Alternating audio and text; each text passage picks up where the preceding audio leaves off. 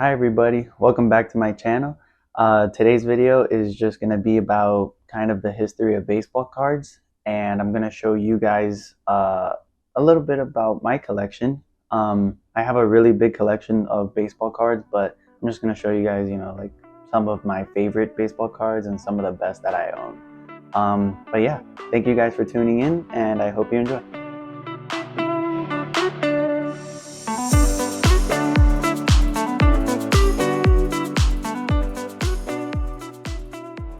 So a lot of the facts that I'm going to be using in today's video is actually going to be from a video called The History of Baseball Cards by a channel called Sports Cards Edge. The link is going to be down below. If you guys want to, say more information, they have a very in-depth description, basically from every year of baseball cards. So check them out. I really would appreciate that. All right, so this is a lot of information, but I'm going to try my best. So essentially the baseball card business started in the late 1800s, mid to late 1800s, with tobacco companies, pretty much. Tobacco was the leader of those of that industry at the time, and most importantly, it was Goodwin and Company tobacco company, and they would use brands like Old Judge and Gypsy Queen to sell their products. In the very early 1900s, there was certain players who didn't want to be associated with tobacco companies, so that eventually resulted in companies to invest in the candy and gum industry. So that's when brands like Cracker Jack started to get into the business of creating and selling baseball cards, along with their food products. So during World War I, the card business just stopped for the war. Not a lot of people were going to games, and it was actually costing companies a lot of money to make the baseball cards, so they just stopped production as a whole. And same can be said during the Great Depression.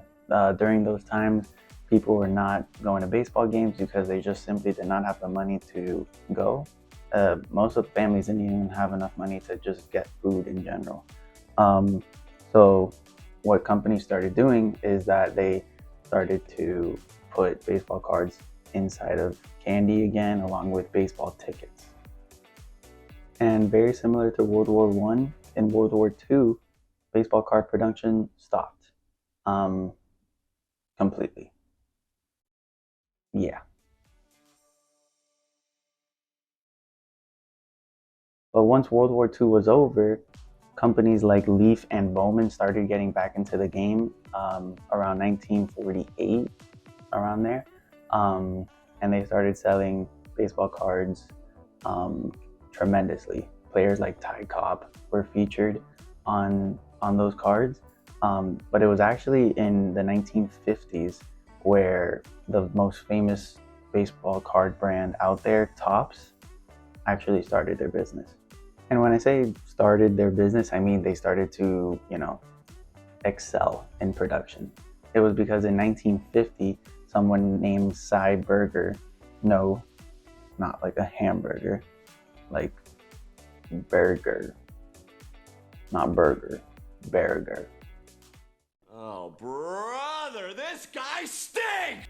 So Berger designed the Topps baseball cards that we know today. In 1950, he measured them by dimension, and whenever you see a baseball card today, those are the exact dimensions that this guy used. Since this design became super popular, Topps just skyrocketed. And their sales booming in the early 50s. So much so that Topps even bought out their biggest competitor at the time, which was Bowman. And Topps started creating their own line, which was called Topps Bowman cards. But that's further on in the video. So in 1980, Fleer actually sued Topps because of that main fact that they had such a huge monopoly and didn't allow fair competition. So it was because of this that other companies like Fleer and Donruss actually started getting into the card business seriously. So here we are in the late 1980s. There was a bunch of competition between Topps, Donruss, and Fleer.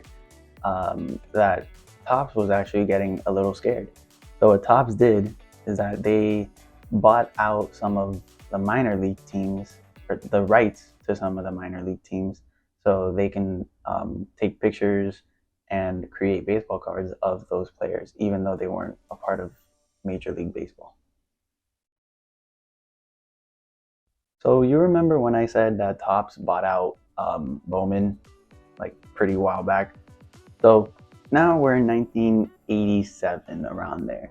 Topps created their own line, Topps Bowman.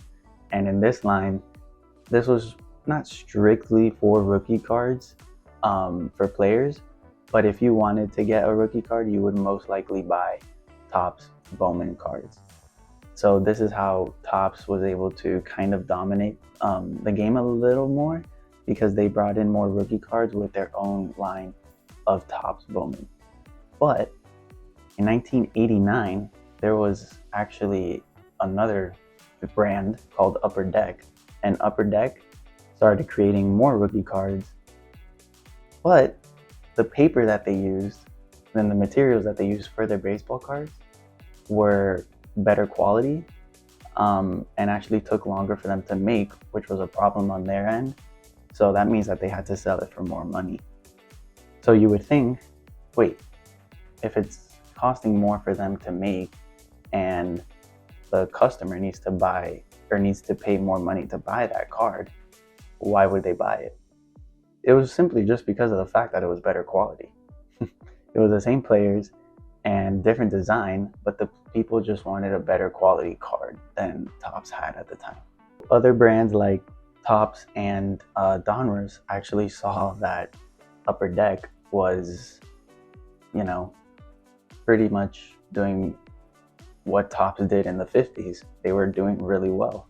So what Topps and Donruss did is that they created what's called a foil, and that foil is actually a different quality card.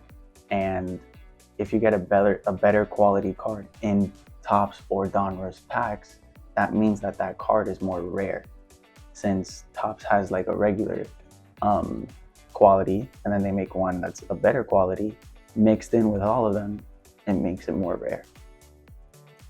But also on top of the foils, these companies also made inserts and parallels. An insert is pretty much self-explanatory. It's when it is when the card company puts in a game used memorabilia inside of the card. It is inserted in the card. Self-explanatory. And then the other one is parallels. Parallels are just cards that have different colors on them to resemble a different rarity, kinda. So if you get a card that's green, it's like a slightly more common card compared to a card that is like red or pink or something like that. So that was in 1993 when that happened.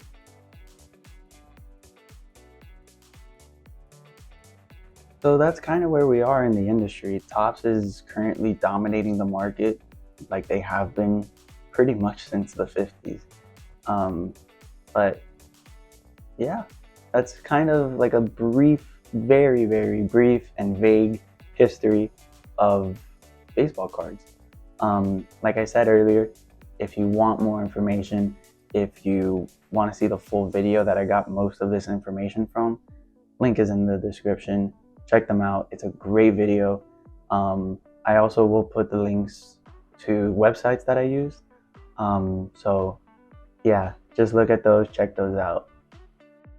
Hey guys, so I'm currently editing the video right now, but I just had to put this in there because I kind of forgot to record it, but I ran out of time recording the video. So next video, I will show you guys my card collection. That will most likely, probably, that'll be my next video. and I might do a pack opening that day. We'll see. But yeah, guys, thank you so much for watching. Don't forget to like, comment, subscribe. You know the deal. Ring the bell. And yeah, share with your friends. And I'll see you guys next time. Thanks for watching.